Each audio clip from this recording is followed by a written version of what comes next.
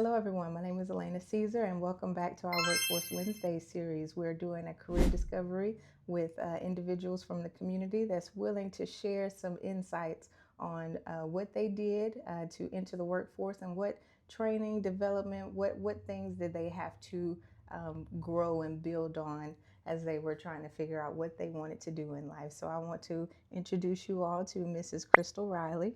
She is one of our board members, but she also works here in Lufkin locally. I'll let her share a little bit more about who she works for and what she does. But I just wanted to introduce you to the series and say welcome to you. Thank you so much for coming and joining us. Thank you. My name is Krystal Riley, and I am an attorney and partner at Skelton, Slesher, Barnhill, Watkins, Wells. That is a law firm in Lufkin. We were previously known by Zaleski Law Firm. We've been a law firm in the Lufkin community for many, many years. Absolutely. So thank you again. Thank you for taking the time to be with us. And thank you so much for serving on our board. You were instrumental and have been instrumental in a lot of the things that we've been trying to accomplish through that nonprofit. So we appreciate your service and your input and the insight that you provide to our team as we try to do what we do in the community. But I want to, ask you a couple of questions just to see what does it take? What was your start coming into, or your trying to become an attorney, if you don't mind me asking? Yeah, no, it's no problem. It's kind of one of those things that just happened. Okay. It wasn't really my plan. I grew up in the Rio Grande Valley and on the border in South Texas, and my father was a truck driver, my mother was a school teacher, and I just knew I wanted to do something different with my life. My dad was self-employed, and there's a lot of uncertainty in that type of career. I mean, he did well. We had a great life, but there were ups and downs when it came to work, how it came in, how it was like that. And my mom is a school teacher. I mean, anybody who knows anything about school teachers, they are hard workers, but notoriously underpaid for all of the work. And my mom taught public school for 25 years in one of the poorest communities in the country, and she worked very, very hard. And I just knew I wanted something different in life. I wanted to get out of the valley. Now that I'm older, I miss the valley. It's home. You get sentimental at some point, but when I was younger, I wanted out. I went to Stephen F. Austin State University on a scholarship there. My brother was already there, and financially it was best for my family for me to join my brother so we could, share expenses, a place to live, and they wouldn't have to help two different kids in two different towns go to college. And right after I joined my brother at SFA, 9/11 happened. And I feel like for people my age, I'm 43 years old, and I feel like for people my age, there's life before 9/11 and then there's life after, and everything just shifted so drastically, and we grew up so quickly on that day. We just were carefree college kids, and then that day happened, and you're suddenly an adult and really thinking about your future and about what you want from this world and what you can give this world. And my brother quit school and enlisted in the military. He felt that call, those days after 9/11 when the world was facing all of that, and he's still in the military to this day. So that's another really great career choice, by the way. So he's been there since 2001. And I just started thinking about government positions. I really became intrigued with political science and that area of education. Picked up political science as a second major. And I graduated from SFA, and I had this journalism and political science background, and I just knew I wanted to work somewhere in government. Wanted to work for the State Department, something like that. And everything I was reading was saying, go get a law degree. Like, you don't have to be a lawyer with a law degree. It just opens up so many opportunities. And so I started law school in 2005, I think January of 2005. And that was my dream. I had already registered with the State Department so I could get all of their alerts about when they had testing for entry-level jobs. And I got about halfway through law school, Mm-hmm. and my parents helped me out as much as they could. But I did undergrad on scholarship. Mm-hmm. Like, I just knew the finances were not there for them to pay for my education, and so I took out student loans for law school, and I got about halfway through law school, and I realized I could not pay those loans back on a State Department job. Just Yeah, so that's when I pivoted and thought, man, I'm gonna have to use this law degree to actually become a lawyer if I'm ever gonna pay this back. So student loans will humble you. They will change your plan. yes, they will. So you can be financially solvent, so I could pay my loans back and eat. And second year law school, I had my first child, and that was also a big eye-opener. You start thinking about providing for a family, Mm-hmm. when a child comes. Actually, it was after my first year of law school. I had my first child. He was 2 when I graduated from law school. And I came to the Zaleski law firm in Lufkin. I was living in Lufkin. My husband and I were, raising this child, and I was driving back and forth to Houston Mm-hmm. for law school. It was a tough time, and I needed a job now, Mm-hmm. right away. And I came to this law firm when it was the Zaleski law firm, and I said, hey, I have all my classes on Mondays, Wednesdays, and Fridays. Can I work for you all day, Tuesdays and Thursdays, and you just pay me whatever you see fit to pay me? I'll get the experience in a law office, and I need the money. My son had a lot of health issues, and so he was in and out of the hospital a lot for his first couple years of life. Mm-hmm. And it's weird, all of those things that seemed like adversity, financial struggles, my child always being sick, life not going the way I wanted it to, knowing I wasn't going to be able to have the career I wanted, all of that was divine providence, I believe. Mm-hmm. And I came to this firm, they're like, yeah, sure. And I never left. Oh, So wow. I worked for them my whole last year in law school. It was a perfect fit. Graduated from law school and stayed on as a lawyer. And I can't see things having worked out that way if I hadn't come to them while I was in law school with that offer just to work 2 days a week. Mm-hmm. But by the time I graduated, Oh, I wow. was just supposed to be here. So I just stayed. They adjusted my salary, to one of an associate attorney. And that was, let me see, I've been here for 19 years and 18 as an attorney, and I'm a partner now, so it's a part owner. Mm-hmm. And it's been a big blessing. So my big takeaway from that is life rarely goes as planned, but if you move with it, if you just do the things you need to do. Like, I needed the money, I needed a job, I needed to pay these hospital bills for this child. My husband was working, but Mm-hmm. it's a difficult world to get by on one income, especially when one person's in school and you're raising a child and there's medical issues. So I just always took that next step that I thought at that moment was what was best for me and my family, and it all worked out. It's neat to look back and just see how it all worked out. None of it was planned, but it worked out. I agree. And you're highlighting something extremely important. It's not all planned out. Yeah. It has to work out. You have to find yourself, moving Yes. forward, falling forward. I've heard Mm-hmm. on a couple of occasions, and that helps figure out where you're going next. So you've had quite the journey. Yes. Quite the Yes. journey. So I heard journalism, Yes. and I heard, you said you double majored in political Mm-hmm. science. 9/11 happened, so Yeah. now you have a heart of service that's undergirding this interest in journalism, and it's rare that I've ever heard anybody say they're going to get a law degree with no intent to be a Yeah. lawyer. So that's new for me. Thank you for sharing that. But that's also, it highlights to young people in the community, young or old people. Mm-hmm. I feel like I've kind of tailored in or focused in on young people, but a lot of older people have career changes as well. Yes. So to have that background or study that with no interest in going into law and then being able to use it, Mm-hmm. in the next stage is actually a wonderful thing to share and shed light on. So I appreciate you sharing that.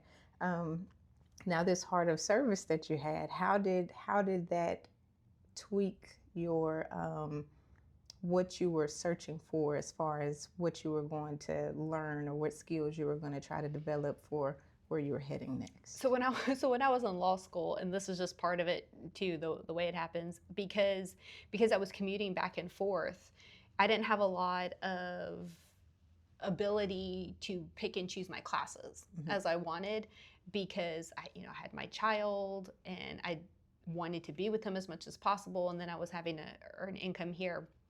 So I just took whatever was available. On, if I could look on Mondays, Wednesdays, and Fridays, let me take 5 or 6 classes on Mondays, Wednesdays, and Fridays that I can line up at every hour. An 8 o'clock, a 9 o'clock, a 10 o'clock. So I can wake up in the morning, go straight to school, not waste any time between classes, and just hit them all in a row, and then drive right back home so I can put my child to bed that evening, and not and minimize the number of days I'm going to Houston.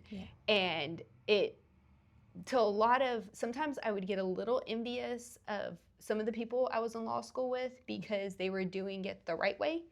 They were focusing on a field of study and taking the classes for that study. And then they also had the luxury of studying, of taking time when they weren't in class to study. And when I wasn't in class, I was with my child or I was at work. So doing all of the work, law school is reading intensive. Most of what you're doing is you're reading cases, and dozens of cases every week. And I had to do that all on Saturdays, for the whole week, like read all of the cases.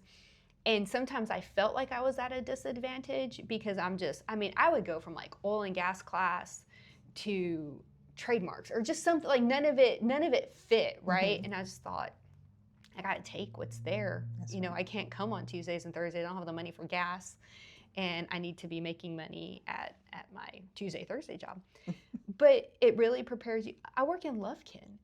I don't work in Houston where we're focusing on one area of law. We're a general civil practice firm. So having knowledge about so many different areas of the law, actually, it was perfect. So because to this day, I do a little bit of trademarks. I do a little bit of oil and gas. I do a little bit of all of that type of stuff. So it worked out. But I think sometimes when we think there are other people who are doing things the correct way, or the way you're supposed to do things, if you just do what you can, right? You just do what you have to do. What was the alternative? Don't get a law degree, because I couldn't do it perfectly? No, I think if you just do what you can do, what you're able to do with the schedule or the abilities or the time that you're given, it's all going to work out. Absolutely. And that's a beautiful finish to not necessarily the video, because we have some more content that I want to ask you about, but to understand that just get to work, put your hand to the plow, get into it. It won't be perfect. It won't be pretty. You're probably going to have some bumps and bruises. You're probably going to have the urge to compare to other people's, paths or positions, but it's not necessary. And like you said, it sets you up perfectly for where you are. So it's best to, one foot in front of the other and continue to work. Now, I'd like to lean into this point that you said. You said you came to Slesher. Is that what the name of it? It was Zaleski then. It's Skelton Slesher now, but it was Zaleski then. Zaleski. So you showed up at Zaleski and you said, listen, I can't give you a full week, but I can give you 2 days full time. Will that work? And so sometimes just coming to the door, introducing yourself, letting them know what you have available, they may take it and they may not. But if you never show up to the door, if you never put yourself out there, then you never know what's available to you. So do you mind me asking what that process was like? Were you nervous? Did you have to come with a resume? Was there an open position at the time, or did you kind of just, let me just see what I can do? There was no open position. So there was, I think, when I had just started law school. No, it was right after I had my son. So right after I had my son, he was a few months old. It's just about networking and figuring out, having conversations with people. I was at my church. I was going to church in Nacogdoches at the time. And this man came up to me and he said, hey, I heard you're going to law school. I was like, yeah, I'm going to law school. And he said, my brother's a lawyer in Nacogdoches. And I said, really, what's his name? He told me his name, Marty Barnhill. And he said, you should talk to him. So I emailed him and said, I met your brother. I go to church with him. He told me you're a lawyer in Nacogdoches. I don't know what I'm going to do, but I'd like to meet some lawyers in Lufkin. I actually live in Lufkin. Can I meet you? And he was here at this firm. He's a partner now too as well. And he said, sure, come over. So I came over one day when I was off of school, and I just kind of met everyone, and they just said, good luck, with your law school career. I didn't know at that time they hadn't hired an attorney in a while, and they weren't looking to hire an attorney. A lot had changed in Texas with regard to the part of the type of law that the firm practiced at the time. A lot of it had changed, and so they had already kind of downsized a little bit, and they were in a transition period, and they weren't looking to hire anyone. I went home. Then my son started having his health issues. And I think it was about 6 months later when, after the second or third hospital stay with my son, I thought, I was like, we have to do something. Like, this is not working anymore. And I emailed all of Marty and all of those attorneys I had met. And that's when I proposed. I said, this is how far I've made it through law school. I'm here in Lufkin. I'm just asking just 2 days a week, if you'll just let me work 2 days a week. And so they talked about it, and they couldn't see any harm in having this position that was very part-time. They weren't going to pay me a whole lot. I didn't have a law degree, right? I wasn't a lawyer. They couldn't bill any of my time out. And I also wasn't a paralegal. So I was kind of in between, right? But I didn't have either of those certifications or degrees. And so they said, well, let's just see, you can come in, let's just see how it goes. Once you get your foot in the door, the next step is work as hard as you possibly can and never say no. Can you do this for me? Yes. And if you don't know how to do it, you just figure it out. So, and that was my motto, was don't say no, right? Don't say I can't. Don't say I don't know how. Figure it out. And those 2 days a week I'm there, just work as hard as you can. And so later, when I was getting closer to graduation, that's when it came up to hire me full time as an attorney when I would graduate. But they told me, the partners at the time told me, they would have never hired me if I hadn't come the year before, because they didn't know they even needed another attorney. They weren't looking for another attorney. There wasn't a position. They didn't think they needed another attorney. But once I got there and I worked, they thought, oh, we really need her. We can't lose her now. And so it's actually, we were just talking to an intern we're going to have this summer, and we were telling her the story. I kept telling them, I graduate in May. What are we going to do? And I think they just took it for granted, like that I wouldn't go anywhere else. And so when they weren't telling me anything about it, I got a bunch of applications together to apply to a bunch of big law firms in Beaumont. I put them all together. Applying for a law job is just a whole process, right? It's even more intensive now than it was then. And I took those applications to one of the partners here, and I said, hey, I'm getting close to graduation. Can you just review these applications? I'm going to apply to all these law firms in Beaumont because, I need to know where I'm going to be. So can you read all these applications for me? Just kind of proofread them, make sure they look okay. He and I both knew what I was doing. Yeah. Right. And so I walked out of his office, and he just looked at the applications, and he went to the rest of the partners, and he was like, we're going to have to tell her she can stay because look what she's doing. She's telling us. And so they came to me and they said, well, let's go ahead and let's do everything the right way. Let's formally interview you for an associate position, right? Let's formally interview you. I said, okay, that's fine. So they gave me a date and time. I came that day. I wore a suit. I had always dressed nice, but that day was the full suit. And they all forgot about my interview because I wasn't anyone new. I just came in and worked the same day. I was going to work, and I finally went all of them. I said, I showed you my applications for the law firms in Beaumont. You said you'd give me a formal interview so you could give me like a formal offer. You guys all forgot about me. Didn't even put you on the schedule. Yeah, they're like, we're so sorry because I think there had been a struggle. Some of them were just like, she's already here. Like, just make her an offer, right? And so that's what ended up That's what ended up happening. Oh, But wow. it was one of those things, looking back, if I hadn't asked for that part-time job that didn't exist, I wouldn't have had the full-time job later. So That's wonderful. yeah. So you created your Yes, own I did. position over I did. here. I did.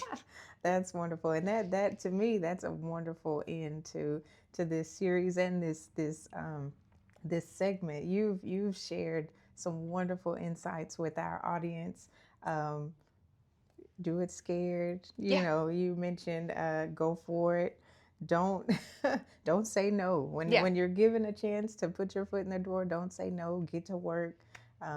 You know, learn. Yes. Figure it Learn. out. That's the word. I like that. Figure it out. Mhm. Whatever it is that you need to do, take the time, figure it out, ask the questions. You said it took you 6 months to get a call back about that temporary part-time Well, I had position. met them, and then and then 6 months later, I asked them about it. So yeah, Okay, so I had okay. just met them to get to know them and kind of network, and it was about 6 months later when I realized I needed to cash in on that networking Okay. because I had, yeah. So I mean, they hired me within a couple of weeks, I think, after I asked them to hire me part-time, but I had Okay. met them 6 months before. I had made myself known, given them Okay. my resume in Perfect. case I needed something, and then I did. Absolutely. So you took the time, that 6 month period was you cultivating the Yes. relationships necessary to get your foot in the Mhm. door. So networking is wonderful. And if you don't know people that are already in the industry, it's really good to introduce yourself to those Yes. individuals, let them know who you are, let them know what you're interested in, and if they can't offer it to you, maybe someone else can. To this day, I'm impressed if we get an email from someone saying, a law student, if the law student takes the initiative and sends us an email, I'm from the East Texas area, or I'm coming back to the East Texas area, or I'd like to move to this area. Can I come meet you all? Mhm. Yeah, of course. Thank you for emailing me, because I don't know who you are. I can't go find you. Mhm. But if you send that email, we're going to want to meet you, get to know you, talk to you. Absolutely. Well, that's wonderful. Thank you for sharing that. Yeah, And you're that's some welcome. good insight for those that are listening. Thank you all. Thank you for listening, but also thank you, Krystal, for taking the time. One, being a board member. You've been a board member with Legacy Institute for some time now. It's been a while. And we, like I said, we thank you for your service, your time, your contribution. It goes back to, how can I give back? So we appreciate everything you do to give back to the community here. And we're so happy that you stayed. Yeah, It's good to have good people that stays at home. So that's Mhm. wonderful. I'm not originally from Lufkin, but this is home now. So that's Yes, the way I same. view it. Mhm. So that's wonderful.